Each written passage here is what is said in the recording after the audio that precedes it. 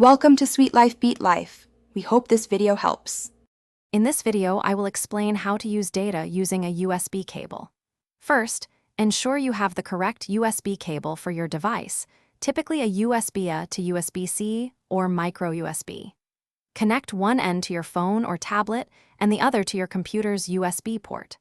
Once connected, a notification should appear on your device, prompting you to choose a connection mode. Select the File Transfer or Media Transfer Protocol option to enable data access. After selecting File Transfer, your device will appear as a removable drive in your computer's File Explorer, often labeled with your device's name. Double-click to open it and navigate through folders like DSIM for photos or downloads for downloaded files. To transfer, simply select the files you want, then drag and drop them into a folder on your computer.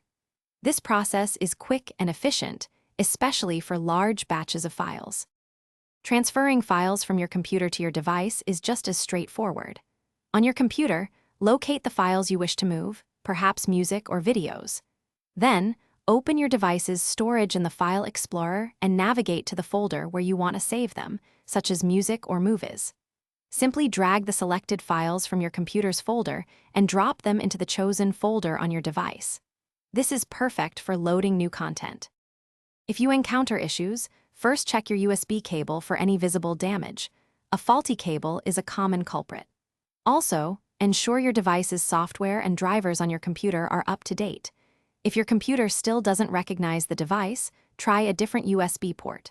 Finally, always remember to safely eject your device from your computer before unplugging the cable to prevent data corruption. This ensures a smooth and secure transfer every time. Thanks for watching. Consider subscribing if we helped you.